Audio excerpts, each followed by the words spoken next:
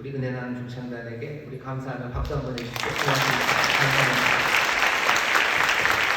감사합니다. 감사합니다. 귀한 저녁에 함께 나오신 여러분 환영합니다. 여러분과 함께 기도합니다. 반갑게 인사하겠습니다. 인천 순복음 검단함을 위해 맡겨주시죠. 인터넷 라이브로 함께 기도하고 있습니다. 그래서 주의 나라를 향하고 주의 능력이 역사하실 줄 믿습니다. 감사합니다. 오늘 두 번째 하나님이 주시는 말씀 함께 찾아서 읽겠습니다. 출애굽기 말씀입니다. 오늘은 출애굽기 3장 1절부터 14절까지 말씀을 읽겠습니다. 광고 드릴 것은 내일 온세토입니다. 우리 사랑대교에서도 정성껏 준비를 하는데 함께들 나오셔서 또 온 가족이 기도하는 은혜, 또 새벽에 주의 전으로 나오고 또 돌아가는 그 기쁨이 우리 믿음의 가정마다 가득하기를 바랍니다. 다음 주서부터는 아시는 것처럼 고난주간이 시작됩니다. 새벽에 함께 기도할 겁니다. 미리 준비해 주시고 또 기도할 마음, 그 마음으로 충만해서 나오시기를 바랍니다. 금식하실 분들 또 다음 주간에 또 고난주간 금식할 수 있는 시간입니다. 주님 앞에 더 겸손하게 사모하며 주님 은혜 기억하며 또 금식하시고 삶을 주님 앞에 더 가까이 가지고 나가는 그런 한 주간이 되기를 바랍니다. 또 광고 드릴 것은 돌아오는 이번 주 말고요. 그 다음 주는 부활주일이고 저녁에 또 부활절 칸타타도 있습니다. 이번 한 주간 앞으로 내일서부터 사실은 내일 새벽서부터 쭉 한 주간이 교회 안에서 주님 더 많이 생각할 수 있는 그런 시간입니다. 하나님 주신 은혜고 귀한 선물이니까 아무도 놓치지 말고 모두가 다 이 은혜 안에서 점점 더 주님 사랑하시고 주님 사랑 많이 받으시기를 주의 이름으로 축원합니다. 자, 오늘 우리에게 주신 하나님의 말씀 출애굽기 3장 1절에서부터 14절까지 말씀입니다. 잘 아시는 말씀인데요. 우리 한 분 목소리로 봉독하도록 하겠습니다.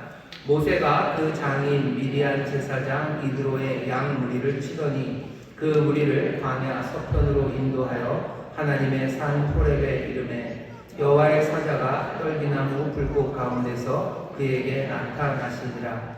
그가 보니 떨기나무에 불이 붙었으나 사라지지 아니하는지라. 이에 가로되 내가 돌이켜 가서 이 큰 광경을 보리라. 떨기나무가 어찌하여 타지 아니하는고 하는 동시에 여호와께서 그가 보려고 돌이켜 오는 것을 보신지라.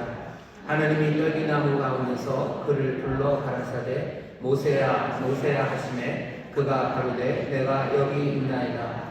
하나님이 가라사대 이리로 가까이 하지 말라. 너의 선 곳은 거룩한 땅이니 네 발에서 신을 벗으라. 또 이르시되 나는 네 조상의 하나님이니 아브라함의 하나님, 이삭의 하나님, 야곱의 하나님이니라. 모세가 하나님 배우기를 두려워하여 얼굴을 가리우매 여호와께서 가라사대 내가 애굽에 있는 내 백성의 고통을 정령히 보고 그들이 그 간역자로 인하여 부르짖음을 듣고 그 우고를 알고 내가 내려와서 그들을 애굽인의 손에서 건져내고 그들을 그 땅에서 인도하여 아름답고 광대한 땅 젖과 꿀이 흐르는 땅 곧 가나안 족속, 헷 족속, 아모리 족속, 브리스 족속, 히위 족속, 여부스 족속의 지방에 이르려 하노라. 이제 이스라엘 자손의 부르짖음이 내게 달하고 애국 사람이 그들을 괴롭게 하는 학대도 내가 보았으니 이제 내가 너를 바로에게 보내어 너로 내 백성 이스라엘 자손을 애굽에서 인도하여 내게 하리라. 모세가 하나님께 구하되 내가 누구간데 바로에게 하며 이스라엘 자손을 애굽에서 인도하여 내리까. 하나님이 가라사대 내가 정녕 너와 함께 있으리라. 네가 백성을 애굽에서 인도하여 낸 후에 너희가 이 산에서 하나님을 섬기리니 이것이 내가 너를 보낸 증거니라.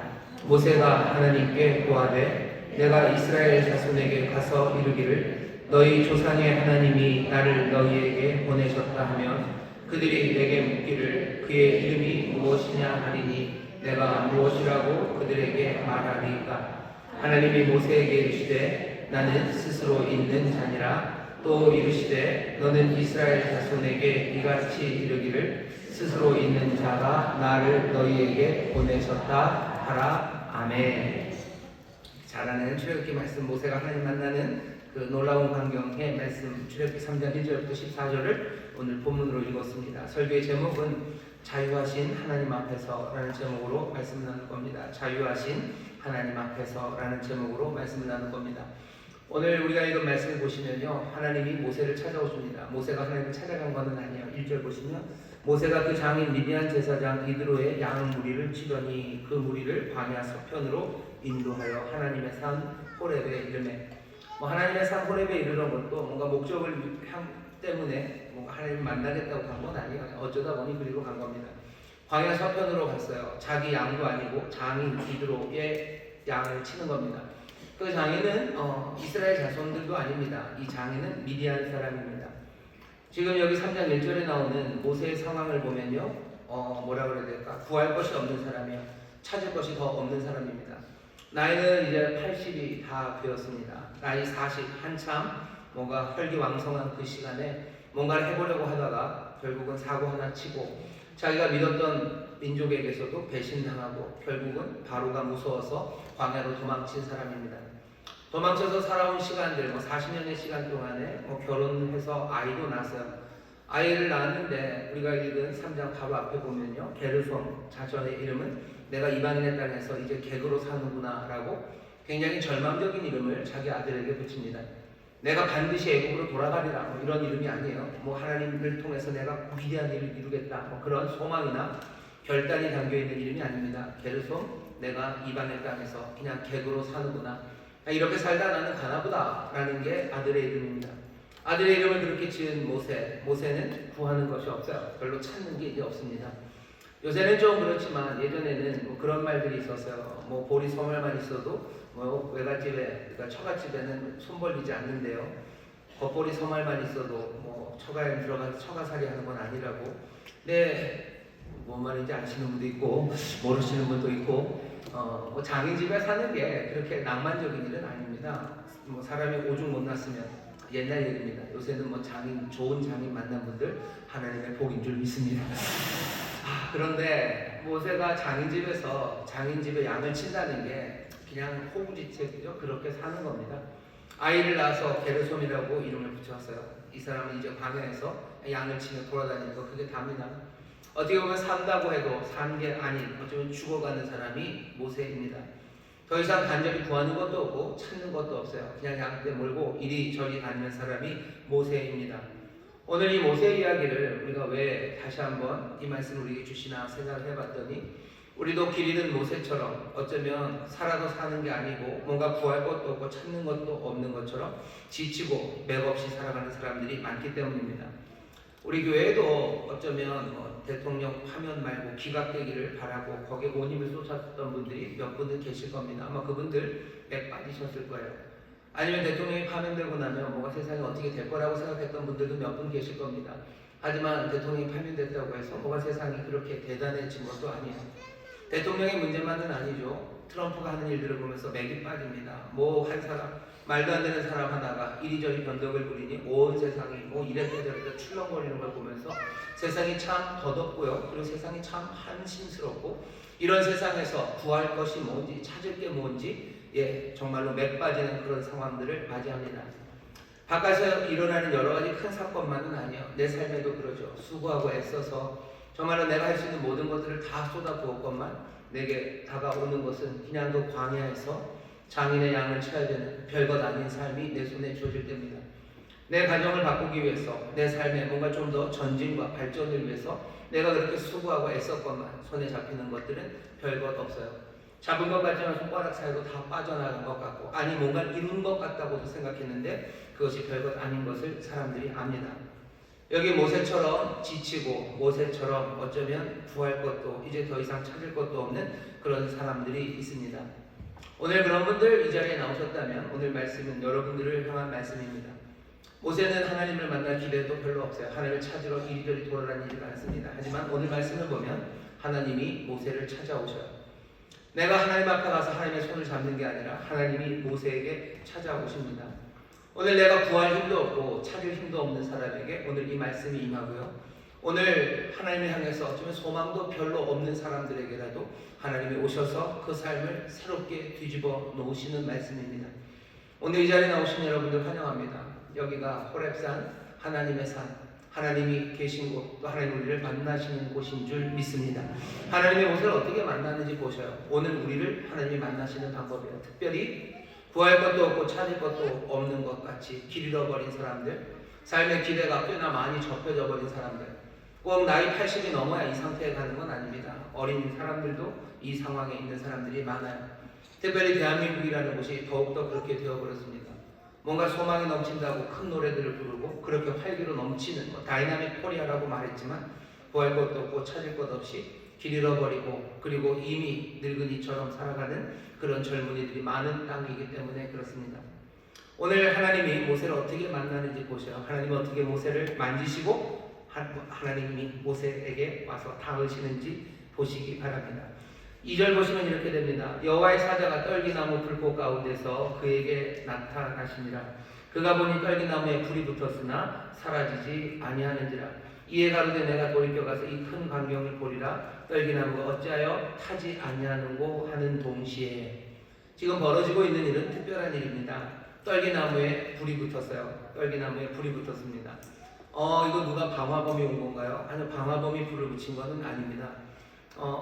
지금 불이 나서 산불이 이제 화재를 복구하는 그런 상황인데요. 거기는 무슨 성묘하기 위해서 아니면 나무 꺾다가 너무 추워서 불 떼다가 용접하다가 이런저런 불씨로 그 불이 붙었다는 이야기들을 듣습니다. 우리가 산불 그러면 뉴스에서 많이 보는 게 LA 산불 이런 얘기 많이 하죠. 우리가 잘 아는 무슨 영화 배우들 집이 탔다, 몇백억짜리 집이 탔다 그런 이야기를 들으면 사람이 좀 나쁜 것 같아요. 참 안 됐다 싶기도 하지만 그만합니다. LA에 산불이 많아요. 해마다 산불이 납니다. 방화범이 있는 것은 아니에요. 워낙에 온도가 높고요. 그리고 워낙에 건조합니다. 낮에는 40도, 50도씩 올라가고요. 아주 건조해요. 굉장히 건조한 그곳에 또 바람이 많이 불어요. 바람이 많이 불면 정말로 나무 가지끼리 부딪히는 거죠. 그러면서도 불이 납니다.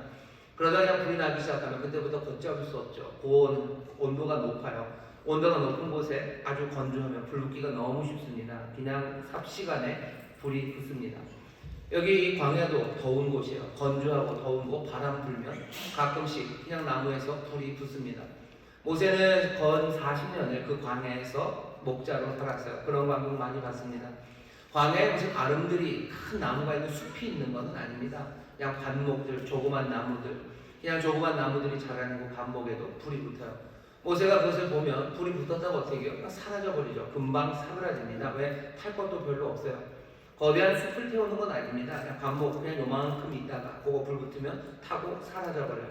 그러니 모세가 그러는 거죠. 떨기나무에 불이 붙었으나 사라지지 아니하는지라. 불이 붙었다가 금방 사그라져야 되는데 사그라지지가 않아요. 그러니 갑니다.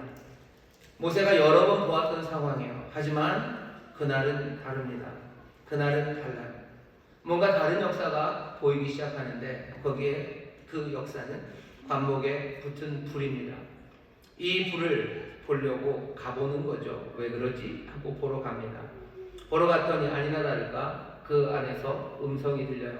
이에 가로되 내가 돌이켜 가서 이 큰 광경을 보리라. 떨기나무가 어찌하여 타지 않는가 하는 동시에 여호와 앞에서 그가 보려고 돌이켜 오는 것을 보신지라. 하나님이 떨기나무 가운데서 그를 불러 가라사대 모세야 모세야 하시니 그가 가로되 내가 여기 있나이다. 뭔가 이상한 일이 벌어지고 있는데 모세야 모세야라는 음성까지 들려요. 놀라죠. 하지만 대답은 해야 됩니다. 그 음성에 대답하지 않을 수는 없어요. 예, 내가 여기 있습니다. 모세, 네, 맞습니다. 라고 대답을 합니다. 그 대답이 들리자마자 하나님이 바로 하시는 말씀은 이리로 가까이 하지 말라. 너의 선 곳은 거룩한 땅이니 네 발에서 신을 벗으라.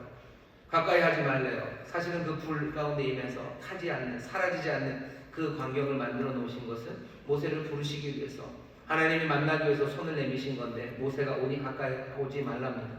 절대 오면 안 된다, 여긴 위험하다 하시는 말씀은 아닐 겁니다. 그냥은 안 돼요. 만나러 오셨어요. 하지만 가까이 오지 말아라. 가까이 오기 위해서는 어떻게 해야 돼요? 신을 벗어야 됩니다. 여기는 거룩한 곳이다. 내 발에서 신을 벗으랍니다. 하나님은 모세와 함께하고 싶어 하셔요. 나중에도 그러죠. 내가 너와 함께할 거다 라고 얘기하셔요. 함께하기 위해서 오셨어요. 그러니 오지 말란 말 아닙니다. 신을 벗으라고 말합니다. 여기 있는 이 사건까지 딱 보면요, 생각할 게 많습니다. 먼저는 떨기나무예요. 하나님이 모세를 만나러 오시는데 하나님이 임하시는 곳이 어딘지 보셔요. 그건 떨기나무입니다. 떨기나무는 뭐 크게 자라지 않아요. 엄청나게 크게 크는 나무가 아닙니다. 뭐 성장의 가능성이 없어요. 뭐 개나리 같은 거죠. 개나리가 뭐 그냥 흐드러지게 핍니다. 온 산에 개나리가 피지만 개나리 나무가 뭐 어마어마하게 크게 피는 것은 없어요. 다 개나리는 그냥 고만고만들 합니다. 그러니까 개나리죠. 크게 자라지 않는 나무예요. 그런 관목이 개나리입니다. 그리고 떨기나무예요. 커지지 않아요. 클 수 없는 사람들입니다. 클 수 없는 나무에 오셔요. 척박한 땅에서 자라는 아주 간신히 자라는 나무예요. 여기 있는 떨기나무는 삶의 여유가 있는 나무가 아닙니다. 자라고 커가는데 성장하는데 뭐 여유 만만으로 크지 않아요. 그냥 간신히 살아가는 것, 그것이 떨기나무예요. 떨기나무는 뭔가 좀 유용하게 쓰여질 수도 없습니다. 떨기나무로 무슨 뭐 책상을 만드는 것도 아니에요. 침대를 만드는 것도 아니에요. 은행나무면 침대를 만들 거고 모독나무면 장을 만들어서 시집을 보낼 텐데 떨기나무는 그런 제목으로도 목재로도 쓸 수 없어요. 떨기나무는 심지어 무슨 지나가는 나그네에게 그늘이 되어줄 수도 없습니다. 아무 유용함이 없어요. 도대체 쓸모가 없는 것 같은 나무가 떨기나무입니다. 사람의 눈길을 끄는 아름다움도 없어요. 그것이 떨기나무예요. 아름다움도 없고 귀함도 없고 쓸모도 없고 그냥 간신히 살아가지만 그런다고 해서 뭔가 성장할 수 있는 가능성도 없는 것, 그것이 떨기나무입니다. 어떻게 보면 이 떨기나무는 누구를 닮았습니까? 출애굽기 앞에 나왔던 애굽에 갇혀서 살았던 그 히브리 사람들, 이스라엘 그 백성을 닮았어요. 그 애굽에서 자라날 수 없습니다. 근근히 살아갑니다. 이스라엘 사람들이 노예로 살아가면서 뭔가 아름다움? 아니요. 거긴 아름다움도 없어요. 뭔가 쓸모있는 사람들도 아닙니다. 하지만 그곳에 하나님의 은혜가 그리고 하나님의 역사가 시작됩니다. 하나님이 우리를 찾아와서 만나셔요. 우리를 찾아와서 만나십니다. 물어보셔야 돼요. 왜 하나님 우리를 찾아오십니까? 알겠어요. 하나님 떨기나무를 찾아오는 거 알겠습니다. 애굽에 갇혀있는 히브리 노예 같은 그 사람들이에요. 아니 어쩌면 광야에서 장인의 집 양떼를 치고 있어야 되는 어쩌면 도망자 모세, 그 모세를 닮은 떨기나무, 아니 어쩌면 우리를 닮은 그 떨기나무, 아니 떨기나무를 닮은 우리에게 그리고 그 모세에게 떨기나무를 닮은 그 이스라엘에게 하나님이 오셔요. 불이 나면 그냥 사그라져 버리고 쓰러져 버려야 되는 그 나무에 오셔서 어떻게 하십니까? 그 나무를 밝게 빛내고 계시는 분이셔. 우리가 오늘 이 말씀을 들어요. 아, 그렇군요. 하나님이 떨기나무에게 오시는군요. 그렇게 부족한 자들에게 오시는군요. 알았어요. 하지만 질문이 여전히 남습니다. 왜 그랬을까? 왜 하나님은 그렇게 오시나요? 왜 떨기나무에 오시나요? 그 질문을 조금 놔두고 떨기나무에 오신 주님을 먼저 보셔요. 오늘 여기 떨기나무 같은 사람들이 있습니다. 먼저는 인정하셔야 돼요. 하나님은 누구에게 오십니까? 어디에 임하십니까? 떨기나무에 오십니다. 떨기나무를 태워서 사라지게 하려고 오시는 게 아니에요. 우리를 그냥 아무것도 아닌 존재들, 너희 아주 끝장을 내겠다라고 오시는 게 아니에요. 아무것도 아닌 것들 그냥 날려버리겠다고 오시는 게 아니라 거기 사라지지 않고 거기에 불이 계속 타오르는 빛난 귀한 놀라운 떨기나무가 되게 하려고 주님이 오십니다. 여러분 이 주님을, 이 하나님을 기대하시기를 주의 이름으로 축원합니다. 그 다음에 뭐라 그러죠? 신을 벗으라고 얘기하셔요. 신을 벗으랍니다. 조금 이상한 게 있어요. 거룩한 곳이면 신을 좀 신어야 될 것 같습니다. 왜냐하면 뭐 발이 깨끗하신 분들도 계시겠지만 어디 가서 신발 벗기가 조금 무서운 분이 계셔요. 왜 그러냐면 뭔가 냄새도 좀 나고요. 그리고 뭐 양말도 좀 더럽고요. 그러니 신 벗기가 싫죠. 신을 신고 있어야 될 것 같고. 거룩한 곳에서는 신을 벗으면 안 될 것 같습니다. 그런데 반대로 말씀하시는 것 같아요. 여긴 거룩하다. 그러니 신을 벗으랍니다. 신을 벗으라는 게 거룩한 곳에 들어간 예의 범절 뭐일 수도 있겠지만 신을 벗으라는 건 뭐 특별한 의미가 있습니다. 왜냐하면 신이라는 게 자기가 신고 있는 신이라는 게 어떤 의미인지 생각해 보시면 돼요. 신이라는 건 신발은 자기의 삶의 자리예요. 속담 중에 그런 속담도 있죠. 뭐 남의 신을 신어봐야 된대요. 그래야 그 사람의 상황을 아는 거죠. 다른 사람의 신을 신어보지 않고서 뭐 섣불리 비난하고 또 뭐 섣불리 오해하면 안 된다고. 그 신, 그 사람의 삶의 정황입니다. 신을 벗으라는 것. 여러분 이력서라는 이야기를 하시죠. 이력서를 뭐 냅니다. 그 이력서 할 때 이자가요. 밟는다는 이에요. 밟을 리 아니면 신발입니다. 이 력서 그러면 내가 밟아온 역사예요. 내가 걸어온 발자취입니다. 내 신발이 걸어온 곳, 그것이 이력서입니다. 신발이라는 건 내 삶입니다. 지금까지 내가 살아왔던 그 나, 그게 신발이에요. 신을 벗으라는 이야기는 뭐겠습니까? 지금까지의 나를 내려놓으라는 겁니다. 지금까지의 나를 내려놓아야 돼요. 하나님을 만나려면 하지만 하나님을 만나는 곳에서 아름다운 표정이 필요할지도 몰라요. 하나님을 만나는 곳에서 두려워 엎드리는 게 필요할지도 모릅니다. 하지만 정말로 하나님을 만나려면 오늘 하나님이 요구하시는 거예요. 신을 벗으라고. 신을 벗지 않고는 하나님 만날 수 없습니다. 내가 이제껏 살아오면서 이제껏 걸어오면서 내가 가지게 되었던 내 모든 것들을 내려놔야 됩니다. 내 경험이 내게 가져다 줬던 확신들이 있습니다. 그게 내 신발이에요. 그게 내 이력입니다. 내가 이제껏 살아오면서 가졌던 내 인생의 확신들이 있습니다. 그 확신들 내려놓으셔야 돼요. 그게 무엇이 되었건 그것들 내려놓으셔야 됩니다. 인생은 이렇게 살아가는 거야 라고 생각했던 내 삶의 지혜, 그거 내려놓으셔야 돼요. 세상은 이렇게 돌아가야 된다는 나의 주장들, 아니면 세상은 이렇게 이루어져야 된다는 어떤 가르침들, 이데올로기들, 아니면 내 고집들, 내가 알게 됐던 내 삶의 지혜들, 내가 그래서 취하게 된 내 삶의 태도들, 내가 살면서 가졌던 모든 실망들, 내가 살면서 가졌던 내 모든 절망들, 아니 어쩌면 내가 가졌던 모든 성공들, 그 모든 것들을 다 내려놓아야 됩니다. 내 신을 벗어야 돼요. 그렇지 않으면 하나님 앞에 그 거룩한 곳에서 내가 하나님을 만나 새로운 것들을 시작할 수 없습니다. 오늘 나는 신을 벗는가 물어보셔야 돼요. 내가 하나님 앞에 나와서 신을 벗는가? 하나님이 나를 만지시고 하나님이 내게 다 오실 때 나는 신을 벗는가 합니다.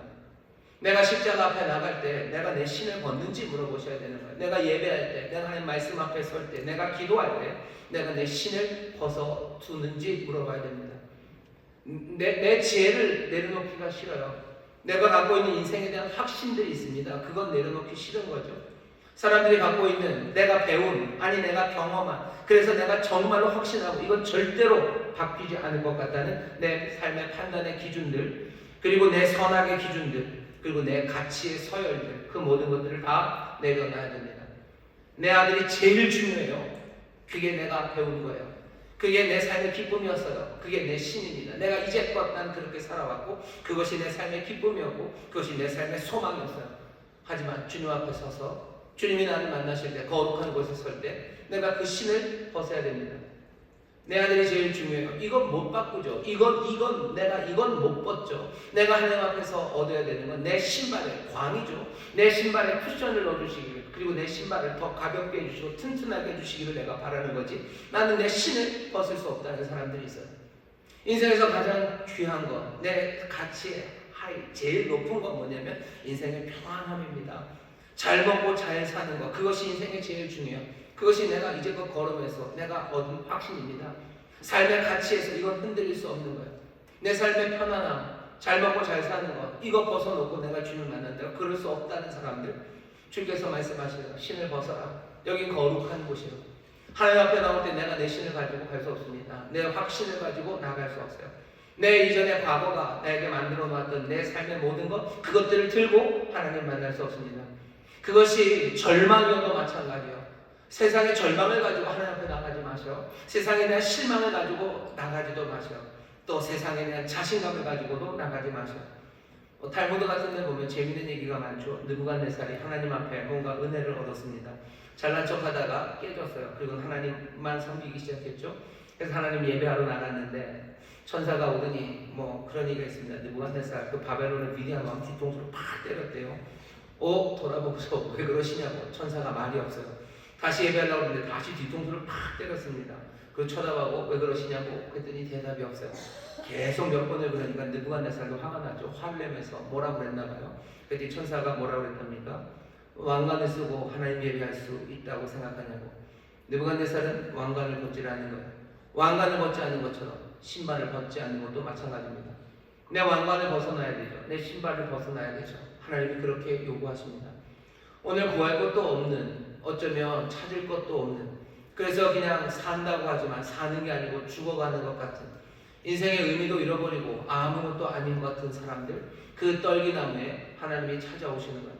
찾아오시는데 그래서 모든 일들이 다 끝나는 게 아닙니다. 어떻게 하셔? 신을 벗으라고 하셔. 떨기나무에게 벗을 신이 뭐가 있습니까? 떨기나무에게도 벗을 신이 있습니다. 망가진 인생들이 벗어야 될 신이 있어요. 여전히 붙잡고 있는 세상의 가치들이 여전한 사람들이 있어요. 인생이 떨기나무 같지만 계속해서 세상의 꿈들, 세상의 그 사닥다리, 세상에 만들어놓은 하이라키를 그대로 갖고 있는 거죠. 그거 못 가져서 섭섭하고 그거 못 가져서 눈물 흘리는 그런 떨기나무들이 얼마나 많습니까? 그 신 벗지 않으면 그 다음으로 나갈 수가 없습니다. 세상에 성공하고 별 문제 없어도 지쳐버린 사람들 많아요. 그 사람들은 마찬가지예요. 난 인생에 대해서 안다고 생각하죠. 하지만 그거 벗어버리지 않으면 안 됩니다. 나이가 많건 나이가 적건 누구라도 그렇습니다. 인생이 여기까지 왔는데 이제 와서 이 신을 벗습니까? 내가 평생을 60평생을 70평생을 이 신을 신고 살았는데 내가 이것을 벗습니까? 주님이 그냥 고개를 끄덕이실 뿐이요. 네가 선고 거룩한 곳이다. 네 발에서 신을 벗어라 라고 말씀합니다. 젊은이건 아니면 나이가 많건 내 신이 화려한 성공의 신이건 아니면 실패와 절망의 신발이건 주께서는 그 모든 것들을 다 벗으라고 하셔요. 그게 오늘 우리에게 주시는 말씀입니다. 오늘 이 말씀을 여러분들 들으셔야 돼요. 오늘 주님은 나를 와서 만지실 거예요. 떨기나무 같은 나를 보실 겁니다. 그리고 신발을 벗으라고 하실 거예요. 이게 우리에게 주시는 사실입니다. 이 말씀을 여러분들 마음에 받으시고 정말로 신을 벗는 우리 모두가 되시기를 주의 이름으로 축원합니다. 그래도 질문은 남아. 왜 와서 신발을 벗으시라고 하실까? 신을 벗은 사람을 찾아가시지 왜 신은 놈한테 와서 이러실까? 신 벗는 게 어려운 나에게 왜 오셨을까? 그거 궁금하시죠? 그 궁금함은 잠깐 들고 계셔요. 그 다음 장으로 넘어가기 시작합니다. 그렇게 하시더니 신을 벗으라고 하시더니 하나님이 자기를 소개하셔. 나는 내 조상의 하나님이니 아브라함의 하나님, 이삭의 하나님, 야곱의 하나님이니라. 모세가 하나님 배우기를 두려워하며 얼굴을 가리우매 여호와께서 계속해서 말씀하십니다. 가라사대 내가 애굽에 있는 내 백성의 고통을 정령히 보고 그들이 그 간역자로 인하여 부르짖음을 듣고 그 우고를 알고 라고 얘기를 하셔요. 하나님이 신을 벗으라고 하시더니 그때부터 말씀하기 시작합니다. 뭐라고 얘기하셔? 나는 너희 조상의 하나님, 아브라함의 하나님, 이삭의 하나님, 야곱의 하나님이라고 얘기하십니다. 자기 자신을 소개하셔. 자기 자신을 소개하시면서 뭐라고 하셔? 나는 구름을 타는, 아니면 나는 전능한, 아니면 나는 영원한 그런 식으로 설명하지 않으셔. 나는 아브라함의 하나님, 야곱의 하나님, 이삭의 하나님, 야곱의 하나님, 너희 조상의 하나님이라고 설명하십니다. 하나님, 정말로 하나님은 자기 자신을 소개하실 때 대단한 다른 이름으로 얘기하지 않으셔. 그냥 너희 조상 그 사람들에게 어떤 경험을 했는지 그 경험을 통해서 겪어왔던 바로 그 하나님이다 라고 얘기하십니다. 어쩌면 굉장히 겸손하게 하시는 거예요. 스스로를 낮추시는 것이긴 하지만 왜 스스로를 낮추십니까? 우리가 낮기 때문이에요. 하나님이 어쩌면 하나님 자신의 신비를 우리에게 설명하기 시작하신다면 우리는 알아듣기 어려울 겁니다. 여기에 오늘 이 자리에 서서요. 뭔가 아주 위대한 물리학자 한 분이 오셔서 여러분들에게 물리학 설명을 쫙 해내면 여러분들은 단박에 못 알아들으실 거예요. 못 알아듣습니다. 하나님 자기 자신을 그렇게 설명하지 않으셔요. 그렇게 설명할 이유가 없어요. 그냥 우리는 어떻게 하나님을 압니까? 우리가 하나님을 아는 건 하나님이 우리 아버지에게 뭘 했는지, 하나님이 우리 할아버지에게 뭘 했는지 그걸로 우리는 하나님을 압니다. 하나님이 그렇게 아는 걸로도 만족하셔요. 그냥 우리가 그렇게 내 아버지를 통해서 하나님을 알 때는 굉장히 제한적이죠. 하나님의 위대함의 구석구석을 다 내 아버지의 삶이 다 담습니까? 그러지 않아요. 내 아버지의 삶은 하나님의 모든 것들을 이해할 만한 것, 아주 논리정연하고 완벽하게 설명되는 그 삶입니까? 아니에요. 그래도 하나님 그것으로 충분하다고 생각하셔요. 하나님은 그 놀라우신 그 위대하심과 아름다우심을 우리들에게 다 자랑하고 다 설명하고 그래서 칭찬받고 그럴 기대 없으셔요. 왜? 우리의 연약함, 우리의 부족함을 아셔요. 그냥 난 아브라함의 하나님, 난 이삭의 하나님, 야곱의 하나님, 난 너희 백성들, 너희 조상들, 너희 할아버지들, 너희 아버지들 그들의 하나님이었다고. 너 그 하나님을, 그 경험을 너희도 기억하지 않냐고 그냥 그만큼 우리에게 말씀하시는 겁니다. 그러면서 바로 어디로 가셔요? 우리의 아픔에 관해서 얘기하셔요. 너희들의 아픔에 관해서 얘기하셔요. 자신의 위대하심과 광대하심, 영원하심, 말할 수 없는 그 묘하심, 그 신묘막측하심 그런 것에 대해서 얘기할 이유가 없으셔요. 그런 생각 없으십니다. 그냥 우리 아픔을 얘기하시는 거죠. 내가 보았다고, 고통을 보았다고, 부르짖음을 들었다고, 너희들의 우고를 내가 안다고 말씀하시는 하나님이셔요. 오늘 광야에 있는 모세에게 하나님이 오시는 거예요. 오늘 구할 것도 없고 찾을 것도 없을 것 같은 우리에게 하나님 오셔서 뭐라고 얘기하시는 거예요? 내가 너희의 아픔들, 너희의 고난들, 너희의 모든 부르짖음들 그것들을 보고 듣고 알았다고 말씀하셔요. 아니 보고 듣고 알아서 그래서 뭐 어땠다는 겁니까?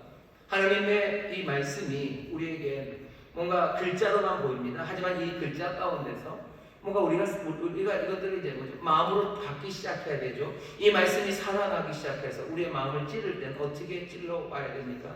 하나님이 우리의 고통을 보고 부르짖음을 들으시고 우리의 우고를 안다고 말씀하시는 그 목소리가 우리 안에 하나님의 슬픔을 전하는 그 목소리, 하나님의 아픔을 전하는 목소리로 들어야 돼요.